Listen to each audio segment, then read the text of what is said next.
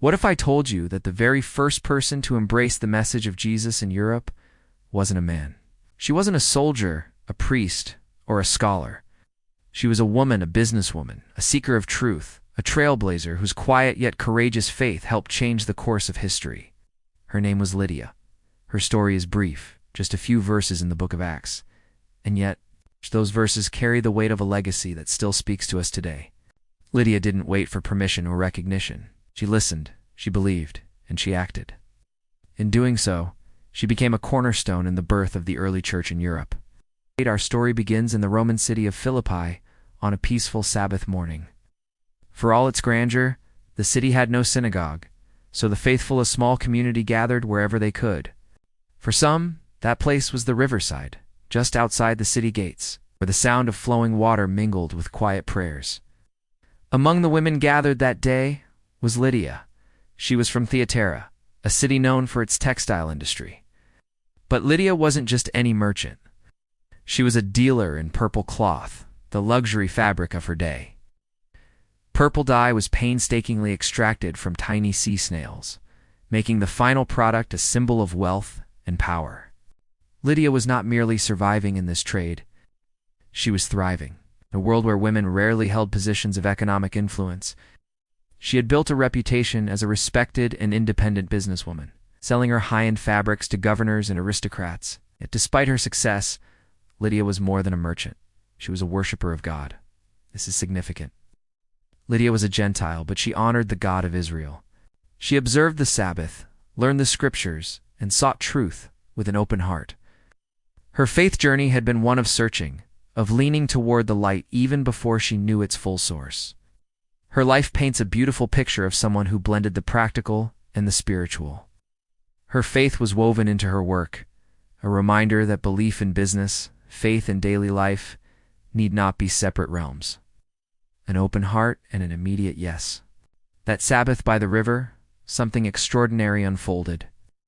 The Apostle Paul had recently arrived in Philippi after a vision, a man from Macedonia pleading, "Come over and help us." Paul obeyed, and instead of a crowd of men, he found a small gathering of women in prayer. Paul began to share the good news of Jesus. Acts 16:14 records it simply. The Lord opened her heart to respond to Paul's message. And that's Lydia. No arguments, no resistance, no demands for signs or proofs. Just a heart that had been quietly prepared over years of seeking. She listened, she believed, she acted. Her response was immediate. She and her entire household were baptized right there by the river, marking a turning point in their lives. But Lydia didn't stop with personal belief. She extended an invitation to Paul and his companions. Come, stay at my home. It was more than hospitality, it was leadership. It was a declaration that her home, her resources, and her influence now belonged to the work of the gospel. And so the first house church in Europe began, not in a marble temple, but in the home of a businesswoman who had dared to say yes to God, a refuge in times of trial. Lydia's story is a reminder that faith is not meant to be hidden. It is lived out, shared, and put into motion. Ministry doesn't always look like standing on a platform with a microphone. Sometimes it looks like setting a table, opening a door, and creating a space where God's presence is welcome. Her courage didn't end there. When Paul and Silas were later arrested, beaten, and thrown into prison, Lydia's home remained a hub of prayer and encouragement for the believers in Philippi. When God miraculously shook the prison with an earthquake, Acts 16:40 tells us. After Paul and Silas came out of the prison, they went to Lydia's house, where they met with the brothers and sisters and encouraged them. Her home was more than a residence. It was a refuge, a place where weary believers could gather, share their burdens, and be strengthened for the road ahead. We don't know much more about Lydia's life after this pivotal moment, but her legacy is undeniable.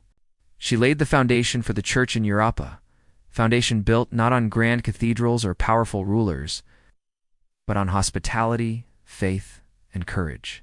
She is remembered as the very first European convert and one of the earliest women leaders in the church, which is remarkable given the cultural context of her time. Lydia's example shows us that leadership often takes place behind the scenes. Through acts of service, generosity, and welcoming others into a shared journey of faith, So who was Lydia really? A worshiper of God long before she ever heard the name Jesus. By welcoming Paul and his team, she became a patron of the early church, a quiet pillar of strength and provision. Her story challenges us in our modern age. You don't have to have the loudest voice, the biggest platform, or the most impressive credentials to make a difference. All you need is an open heart and a willing spirit. Lydia was faithful in her work, faithful in her devotion, and faithful in her hospitality. And God used her, a businesswoman, a seeker, an outsider, to change the course of history. Her life stands as a beautiful example of how God can use everyday people. Maybe your acts of faith feel small or unseen, but look to Lydia's story. When you say yes to God, no matter who you are or where you come from, He can use you to change everything. Think for a moment about your own life. Where could you open a door, literally or figuratively? Who around you might be waiting for a sign, an invitation, or a simple "you belong here"?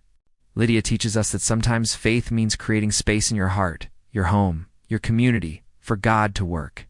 Remember, faith is never just private belief, it's public obedience. Lydia's story reminds us that ministry can look like setting a table, inviting people in, and saying, "Come in, God is here." It's about building community, encouraging one another, and being a refuge in times of trial. Her hospitality was not just a kind gesture. It was a bold spiritual act of leadership that helped nurture the fledgling church in Europe. In a world that often discounts the quiet, the overlooked, and the marginalized, Lydia's story stands as a powerful reminder that God's kingdom grows through humble service and open hearts. She was a woman who broke barriers and stepped into the story of Jesus with courage and conviction. And through her, countless others would come to know the hope and love of Christ. So, what about you? Where's God calling you to open a door? To say yes in faith? To be a light in your own community? Lydia's example teaches us that faith and leadership are accessible to everyone. You don't need permission from anyone else. You just need a willing heart. Thank you for listening to Lydia's story of courage, faith, and the power of saying yes. May your own faith be as bold and beautiful as hers.